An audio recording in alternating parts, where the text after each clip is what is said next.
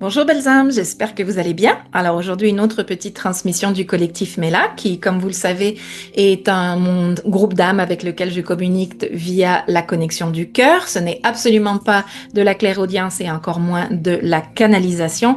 Il m'inspire des messages que je vous transmets bien humblement et simplement à travers mes propres mots. Alors aujourd'hui, le collectif Mela avait envie de nous inviter à être plus dans nos corps, ancrés dans nos corps, à travers la pratique de mouvement. J'aurais tendance à dire danse, mais je sais aussi qu'il y a beaucoup de gens qui ne sont peut-être pas nécessairement en résonance avec la danse. Et je dois le dire, malheureusement, des fois, parfois les hommes, pas toujours, hein, je veux pas faire une généralisation, c'est trop facile, mais je sais que des fois les hommes sont peut-être un petit peu moins à l'aise avec l'idée d'aller danser, alors que je sais qu'il y a aussi beaucoup d'hommes qui sont des grands danseurs et qui adorent danser. Hein. Mais bon, voilà, il y a une petite tendance à être un petit peu plus résistif à la danse. Donc c'est pour ça que j'utilise le terme mouvement, parce que on peut bouger de façon différente sans nécessairement aller dans une pratique de la danse en tant que telle. Alors je parle peut-être de la pratique d'arts martiaux, ça peut être aussi des pratiques plus énergétiques comme le qigong ou le tai chi. Ça peut être une méditation en mouvement, ça peut être et il existe aussi, j'ai appris ça dernièrement, je savais pas que ça existait, mais je trouve ça fascinant. Ça s'appelle la danse extatique. Alors c'est des événements qui sont créés où il y a un DJ qui met de la musique. Et les gens sont simplement invités à danser de la façon qui leur convient, souvent les yeux fermés dans un état plus méditatif, plus intérieur. Et c'est un espace sacré, c'est un espace sécuritaire où c'est pas un bar où voilà les gens viennent boire et viennent voilà draguer ou quelque chose du. C'est un espace de sécurité où les gens peuvent fermer les yeux, rentrer dans leur corps, danser d'une façon sans aucun jugement autour. Ça fait partie un peu des règles du jeu. Donc j'ai trouvé que c'était une pratique qui était magnifique et si vous avez envie d'instaurer ça dans votre vie personnelle ou créer des événements comme ça, ça me paraît une pratique vraiment géniale. Mais tout ça pour dire que il y a plusieurs façons de bouger. Pourquoi bouger? Parce que beaucoup d'entre nous sommes, en tant que fractal de la source, un peu des antennes, un peu des ancres. On ancre en fait beaucoup des fréquences positives et de hautes fréquences de source dans notre Terre, sur notre planète, pour les gens autour de nous et sur la grille énergétique de notre planète. Et voilà, c'est très intense dans le corps. Et des fois, même si c'est des hautes fréquences, mais des fois on peut aussi être affecté par des énergies qui sont voilà de plus bas taux vibratoire.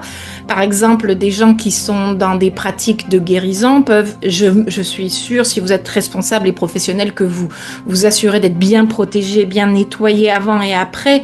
Mais des fois, il peut y avoir des traces résiduelles de certaines énergies plus négatives. Parfois, on a des traumas, des choses qui sont pas réglées à l'intérieur de nous. Donc, toujours cette invitation à aller en nous, guérir nos traumas, les transmuter, faire un travail sur l'ombre, pour pouvoir aussi ne pas être parasité continuellement par des énergies de bateau vibratoire qui proviennent de ces traumas non réglés. Donc il y a toutes sortes de raisons pour lesquelles on pourrait être amené à avoir en nous des énergies qui ne nous servent pas. Et parfois dans la vie qu'on tend à mener dans nos mondes modernes, surtout ici dans les cultures de l'Ouest, on est beaucoup à l'ordi. Parfois, il y a des gens une grande majorité de gens passent 8 à 10 heures par jour devant leur ordi ou devant leur téléphone. Comme moi, c'est mon cas, je suis 10 heures par jour devant l'ordi, 6 jours semaine pour tout ce que je fais.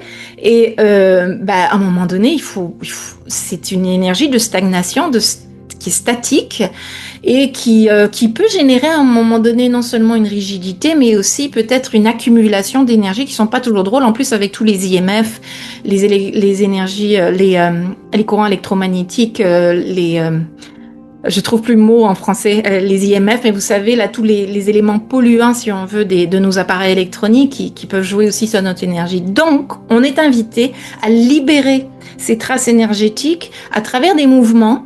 Alors que ça peut être une danse, vous n'êtes pas obligé de payer de l'argent pour aller danser ou prendre des cours de danse. Ça peut être vous mettez de la musique chez vous et vous dansez dans votre salon ou pendant que vous coupez vos légumes dans la cuisine, vous mettez une musique entraînante et voilà, vous bougez un peu. Ça, vous avez des enfants, vous pouvez les inviter, parce que nos enfants aussi, ils sont souvent devant les appareils.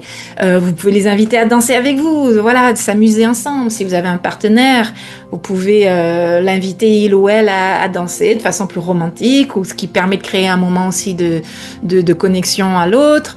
Voilà, il y a plein de façons d'intégrer dans sa vie quotidienne des mouvements sans nécessairement se dire oh je vais aller payer $300 pour aller prendre des cours de danse. Voilà, c'est pas nécessaire.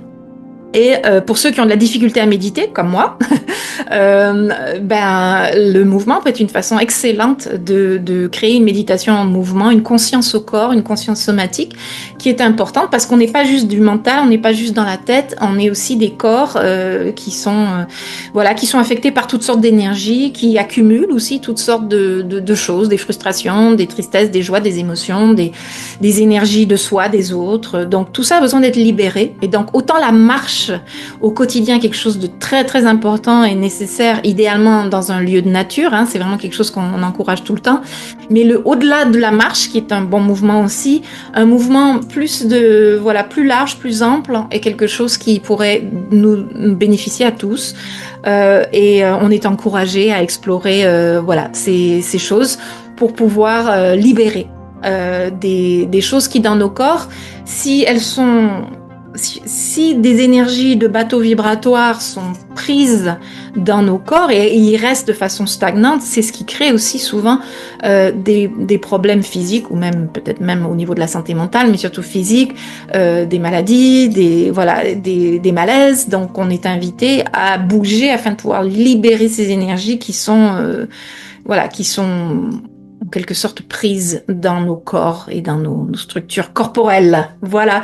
Alors c'est l'invitation du jour, c'est une invitation toute simple, pas très compliquée, mais qui peut être faite de différentes façons et qui peut nous être très bénéfique. Voilà, j'espère que ça résonne avec vous, je vous souhaite une très belle journée. Ciao, ciao!